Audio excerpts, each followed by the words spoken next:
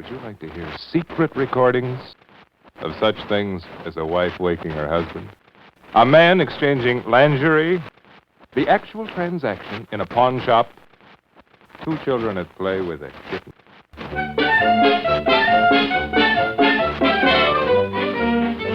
The American Broadcasting Company presents the Candid Microphone, the program that brings you the honest reactions of ordinary people, secretly recorded. No one ever knows when he's talking into the Candid Microphone.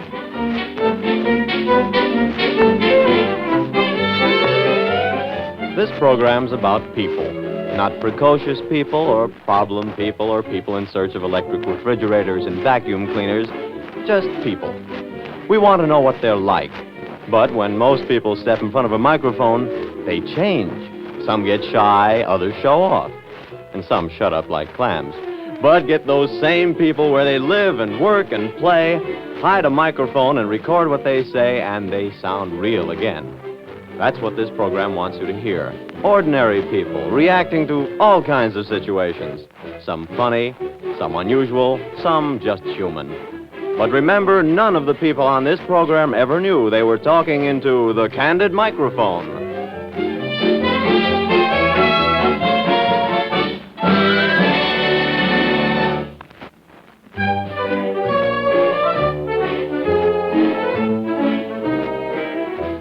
Just how funny is a practical joke? Those silly little tricks like exploding cigarettes, collapsible chairs, and knives with hinges in the middle.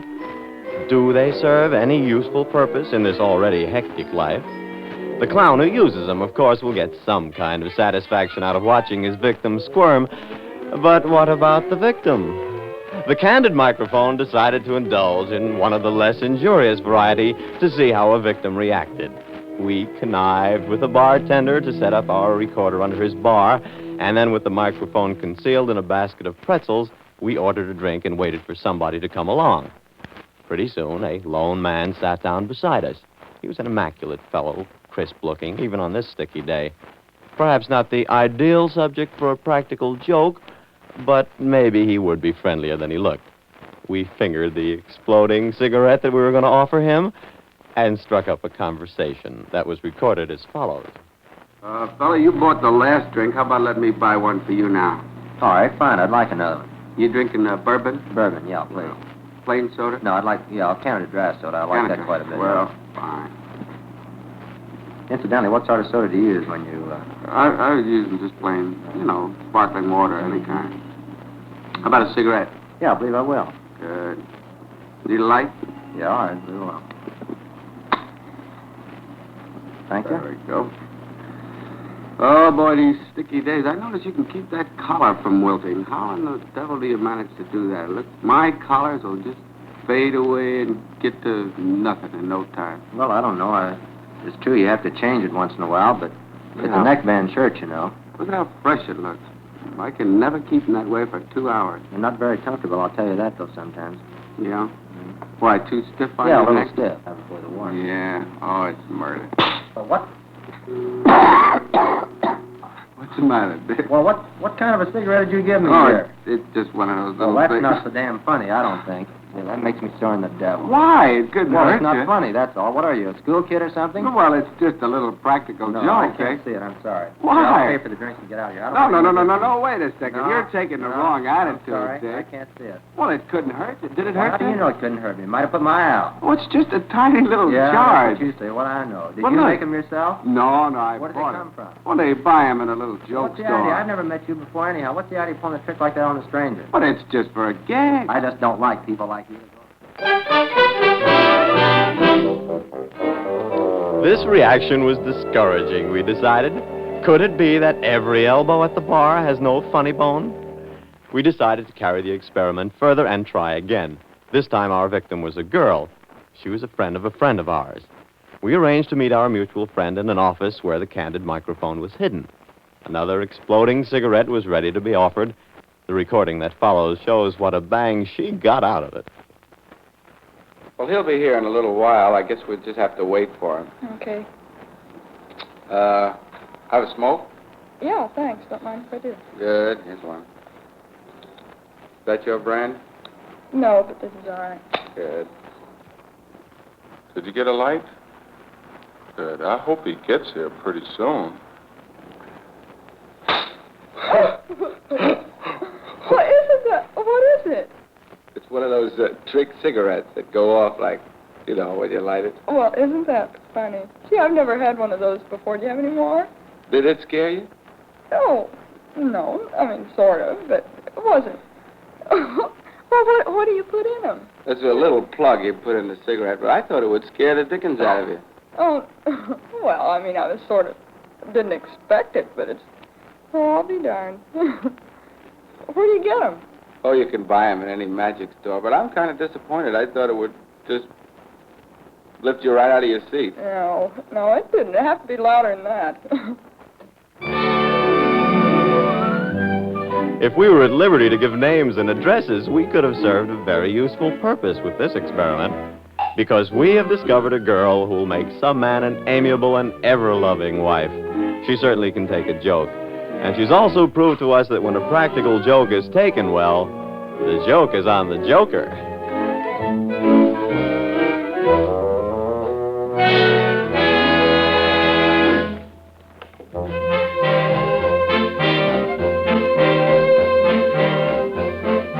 We don't mean to get personal or pry into your private financial affairs, but have you ever had occasion to visit a pawn shop?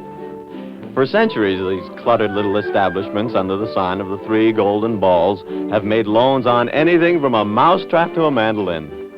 We peered into a pawn shop the other day, and pretty soon the pawnbroker spied us. He must have thought we wanted to pawn our wire recorder and microphone. He was very cordial as we entered. After a quarter hour of hard bargaining, we got his permission to set up our microphone in his shop to record a typical transaction. We were just about set when a sheepish-looking young man walked in, dropped a watch on the counter, and here's the rest, right from the record. Yes, sir. What can I do for you? I'd like to pawn that watch. How much do you want? Well, I'd like to get $40 for it. $40? Oh, I'm awful sorry. I can't give you $40. Can you use a little less? How much can you give me? I'll let you have 20. 20? I've praised it somewhere else and got more than that for it. How much I do can they get offer more. you? How much? They promised me $25. $25, huh? It's a very good watch. I know it's Made- a good... what do you say? That's a very good watch. Where'd you get it? Got it in a very good, reliable jewelry store. What kind of work do you do? An elevator operator. An elevator operator? What do you do, play the horses? No, What do you do? can't afford to play the horses. What do you need the money for, if I may I ask? want to get my teeth fixed. Your teeth fixed? Yes. I ain't kidding you. You think I'd kid you? You think I want to pawn a good watch like that? I see you're really honest about it. But still, if you got something else you can pawn, have you got a ring with it? Have you No, got I something haven't. else? That's the only thing I have. If you got a nice suit, we can lend you the money on the suit, too. No, that's all I have is the wristwatch. Well, I'll tell you, I'll let you have $22. Oh, you have to do better than that. Why? Think it over. Look the watch over. No, I if you- couldn't give you no more. Are you sure you're going to have your teeth fixed?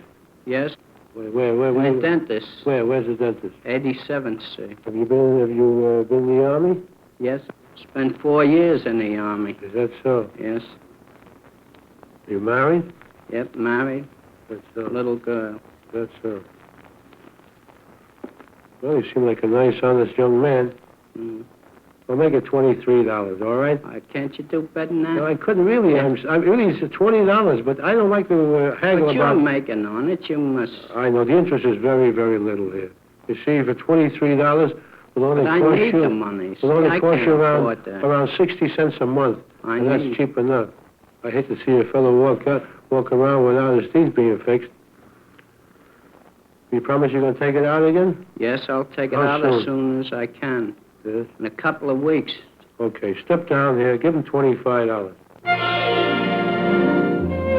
We left the little pawn shop feeling better about all those articles on sale in the window. If they had all been exchanged for such worthwhile items as new teeth, they had indeed served a good purpose.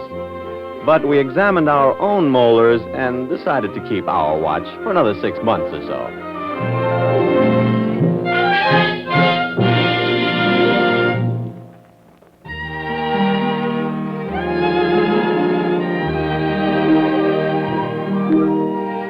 A meal in a good restaurant can be a wonderful experience. You sit down comfortably and put your elbows on a snowy tablecloth. You order and the waiter serves you courteously. And as you devour the steaming dishes, you reflect that some things in life really make it worth living. And you stay in this comfortable sort of coma until the check arrives. Have you ever been jarred from such a reverie by realizing that you didn't have the money to pay? Well, the Candid microphone decided to learn what would happen in just such a case. So, emptying our pockets of money, we visited a few restaurants. On the first, the proprietor said, "If you can't pay the check, that's my tough luck." The 3 other restaurants were equally lenient. We were beginning to believe we had discovered a swell meal ticket. But then we tried a neighborhood bistro. That brought a different story. With the engineer and his wire recorder in one booth and our man with the Candid microphone in an adjoining one, we had our usual fine meal. Then we switched on the recorder and called over the manager to give him the sad news. This is a record of what happened. Are you the proprietor here, sir? Yes, I am, sir. I want to tell you that you serve a delicious meal. I really enjoyed it. Thank you very much. But I have a very difficult problem to discuss with you. Can I help you? I haven't got a red cent in my pocket. Did you just find this out, buddy? Well, I thought I had some money, but when I looked in my pocket, they were absolutely empty. Well, when did you just look at your pocket? Right after, well, as soon as I got the check, I looked to see if I had any money, and I find I don't have any money at all. Well, look now, buddy. I have enough trouble in my own business without having you bust in here, having a meal, and telling me you haven't any money. Well, I didn't mean any offense. It just happened that way. Well, you didn't mean any offense, but you're offending. You Well- just had a meal. You were supposed to pay for it. You haven't got the money? You can't raise the money It's for only it? $1.75. It doesn't matter. This is a business, just like any other business. I know, but it could happen to anybody that they'd sit in a restaurant and find out they had no money. Well, then, can you call someone who would give you reference? I don't live in New York City. Do you have any friends in No, the I city? just came here for a visit for the day. And you have no money on you? Well, how do you expect to get back home? I just don't even know what I'm going to do. Well, you had no right coming in here and having a meal and not know how you were going to pay for it. Well, it's true. I didn't have a right to do it, but I... Well, look here, fella. It's one of two things. Either you get the money up or you work for it. Well, what could I do? I have a little cleaning that might... I don't like that kind of work. I don't- Isn't anything else you have that you might be able to let me do? Well, that's what I have in mind right now, and How about washing dishes? I'm awful good at that. Well, you're pretty good at eating and not paying, too, fella. Well, that's true, but ruin my suit and everything else. Well, I have something you can change into. We'll see that you don't ruin your suit. For $1.75. That's right. It's How long around will I have to work? About 2-3 hours, that's all. 2-3 hours? How much do you pay most of the people around here an hour? About 75 cents an hour. Well, then I should work 2.5 hours. Is that it? Approximately. Well, that's really a tough bargain. You can't let me wash the dishes. I could do that really good. I mean, I'd really earn it Look, quickly. fella, I don't want any more talk from you. You go to work or I get a policeman. I want to see this thing through. I have no time for you. Okay. Where do we go? You come along with me. I'll show you. Well, that's the arithmetic of life. One good meal equals $1.75, or 2.5 hours of work in the kitchen. So if you should ever find yourself with a full stomach and an empty pocket, it's quite possible you've eaten yourself into a date with a mop.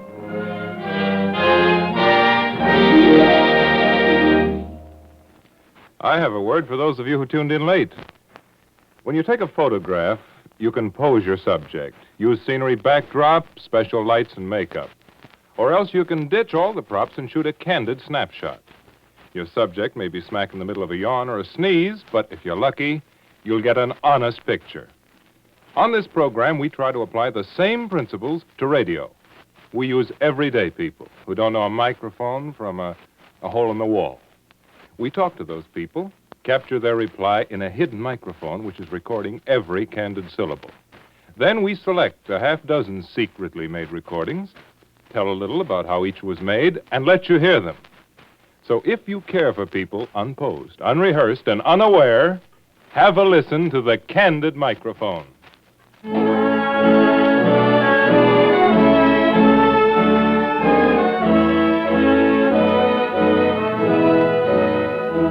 The average individual passes his life quietly among his friends and his relatives and is never known to the world at large. Is he satisfied with his lot, we wondered? Or is he secretly wishing that he could leave a little mark on the world, if only in the fresh cement of somebody's new sidewalk? The Candid microphone proposed to find an average individual and give him an opportunity to groom his ego. We couldn't give him anything permanent like a cabinet post or leading a new picture, but in our own small way, we could give him his little moment of satisfaction, if he wanted it. Now, an easy way to find an average individual is to post yourself outside of a subway entrance. You find a man who's about to take the subway. He's average. So we set up our recorder there and looked over the field. Our girl reporter soon spotted a man who looked entirely satisfied with his average position in society. Pushing her way through the crowd, she hailed him eagerly and asked him, Excuse me, sir. May I have your autograph? What are you talking about? Well, I know you. I've seen you in several pictures. I can't think of your name, but please, would you sign it? And I know I've seen you. What's your name?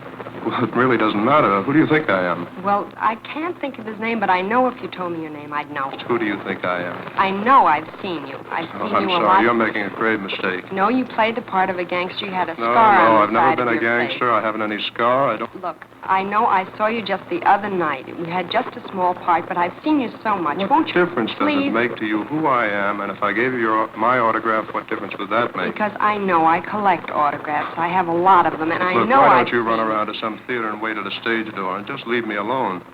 Please, my best friend likes you very much. I know she wrote away for your picture and got an autograph. You're the one who looks like an actress. If we can sit down for a minute, maybe we can straighten this thing out. You don't know me, but I know I've seen I'll swap with you. Do you live around here? That has absolutely nothing to do with it. Won't you please take 2 minutes I'm and sign sorry. this I'm not autograph? interested in that. It's very foolish. It wouldn't mean a thing to you. All you'd have to do is take out a pen and sign it, please, and I save them. It means so much to me. Look, will you please go away? Will you leave me alone? I don't want to sign anything. I don't want to write any autographs. My name doesn't mean anything to you. I know if I heard your name, I'd recognize it. What is your name? It doesn't matter. I'm sorry. I wish you'd sign it for me. It would just take a minute. Please, just don't bother me. Look, you're attracting a crowd around here. Maybe it's you that's attracting the crowd. Maybe someone else recognized No, I you. think Please you're wrong. sign You're it. making quite a mistake. I'm sure I'm not. Won't you sign it? Well, all right, if it'll make you happy, I'll put my name down. It doesn't mean anything to you at all. I'm There sure you are. it will. Wait a minute. Let me have your pencil. Right here. Okay, there. Now, you've never seen that before. I know I have. Well, now I'm sure you're crazy. We could conclude from this that the average individual prefers to stay average and will consent to being famous only if wheedled into it, preferably by a pretty girl. But we've left ourselves with a final question on this experiment. Now we've got his autograph. What are we going to do with it?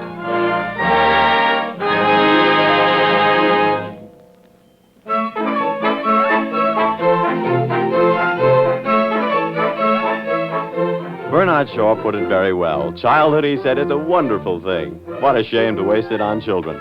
And it's perfectly true, we think. It takes an adult to really appreciate childhood. A few days ago, we were seized with the desire to recapture some of the unaffected happiness that goes with being a kid. We wanted to hear them playing among themselves without the presence of an adult to put a damper on them. And in this way, we thought some of the happiness of our own childhood might be recalled. Feeling that our Candid microphone listeners may occasionally have the same urge, we resolved to do something about it. So we located a likely pair of Moffats, a little girl and a little boy, and with their parents' permission, we hid a microphone in their playroom. The children were then ushered into the room and introduced to a new kitten. After which the adults retired, and the little boy and girl were left alone with the kitten and the microphone. Here's a fragment of the record that was made. Be careful. This is more fun at Savior's playing pussycat. Oh, no, be careful. Ooh, yes, don't fall.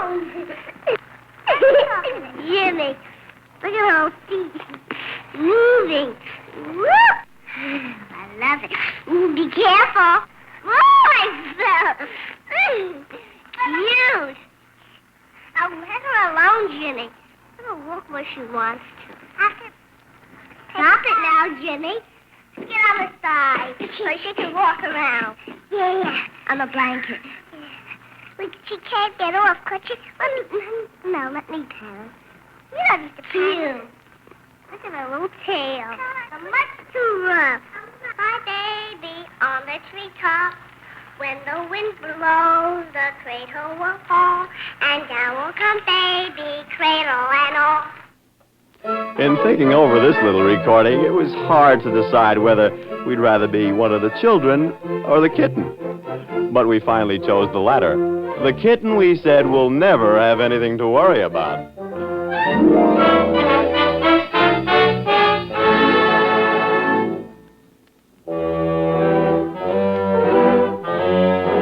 There's something about the atmosphere of a woman's private world that can put a man completely off his trolley.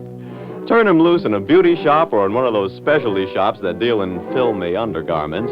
The average gent will want to turn turtle and pull his head in his collar.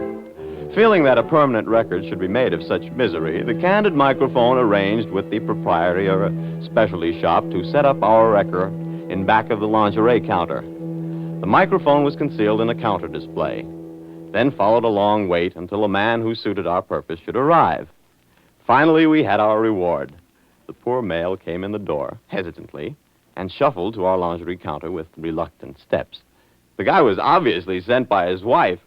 We switched on the recorder and picked up this exchange between the poor devil and the salesgirl. Can I help you, sir? Yes, I've got a thing here. My wife wants to exchange it.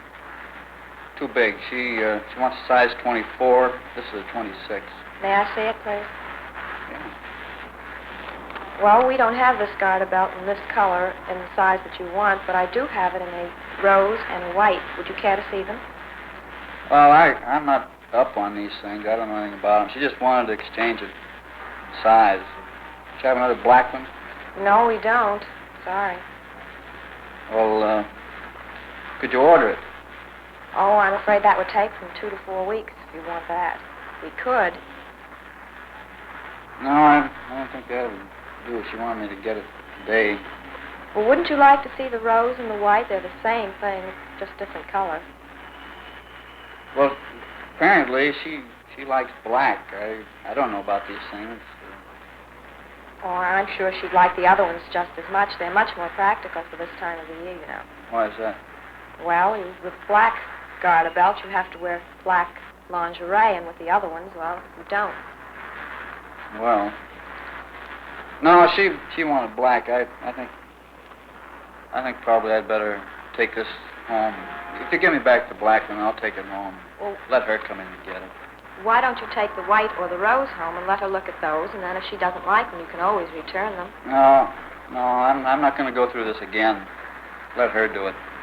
Thank you very much. You're welcome.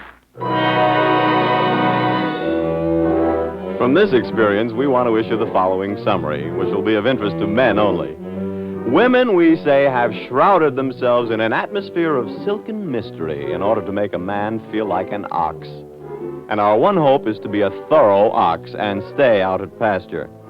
Then, if the women want us, let them meet us there on our own terms. It's the only way.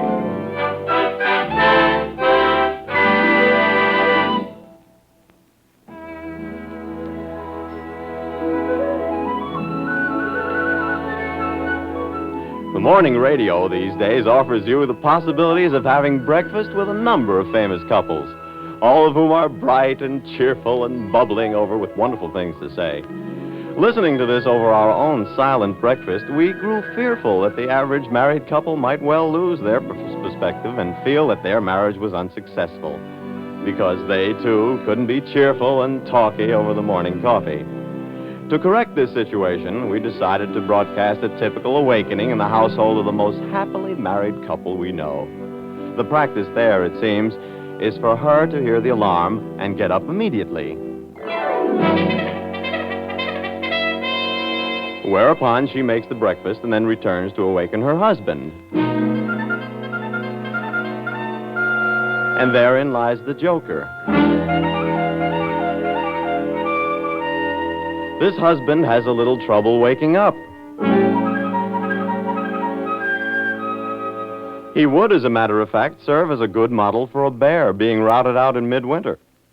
So the other morning, the wife, after making breakfast, went to the front door and admitted the Candid microphone with our recording equipment. There was no necessity for concealment. The old man was too far out of this world. She just held the mic and went through the usual routine of trying to get him up. Tom? Tom, it's time to get up. Darling, the clock rang 15 minutes ago. All right, honey, I'll be right up. Right up. Coming up there. You've got a lot to do today. You're supposed to be in early. Tom? Tom? Yes, I know, honey. I know. Come on, darling. You can't keep this up. Don't stall any longer. All right. Shall I light a cigarette for you? Yeah, you do that. Will you remember that it's lit? Listen, will you please get lost for a minute, please? I'll be right up. Tom, please. You can't kid around anymore. Watch that cigarette. All right, I'm up. The coffee's ready. Tom? Tom, coffee's ready. All right, honey. Your orange juice is nice and cold. All right, honey. Come on, darling, don't kid around, please. I'm up, honey. Darling, try to get up, please. All right, honey, I'm up. It's late. Well, if you're up, why are you All right, listen, I'll be up. Just leave me alone, will you, please? Every morning. I'm tired of it. Will you please get up? Will you please go away and lose yourself, honey, please?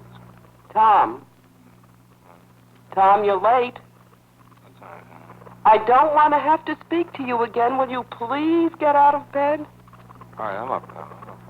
Well, then open your eyes. Look as though you're alive for a moment, will you? Will you please look as though you're getting lost for a moment, please? Go away, let me alone, will you? I think if you take a shower, you'll feel good. I think if you go get lost, I feel better, honey. I don't like you talking to me that way. Once and for all, I insist that you get up out of this bed. All right, Jane, I'm up. I'm awake. Well, let's see you move. What time is it, honey? It's very late. It's 9 o'clock. 9 o'clock? And there's one pertinent point about this situation we'd like to make, as follows. If you can love the old boy in spite of his morning meanness, then yours is a great love indeed. Your marriage is held together by blind affection. You have nothing to worry about.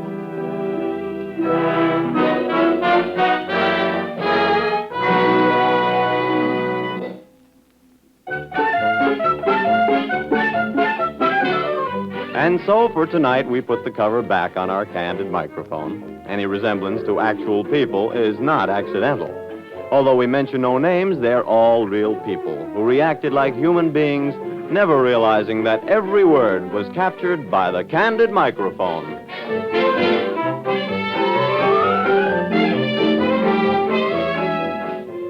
The Candid microphone is tailored for your entertainment, and we want to hear your candid comments about it. Write to us in care of the American Broadcasting Company, New York 20, New York. Next week, ABC's Candid Microphone will bring you, among other things, the conversation of a babysitter and her boyfriend, and the candid recording of a doctor's bedside manner. We hope you'll be listening next Sunday, when we'll be heard again over most of these ABC stations.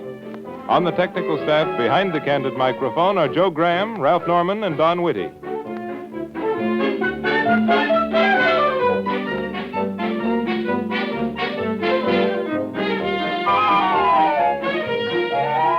Candid Microphone is a copyrighted Alan A. Funt production. This is ABC, the American Broadcasting Company.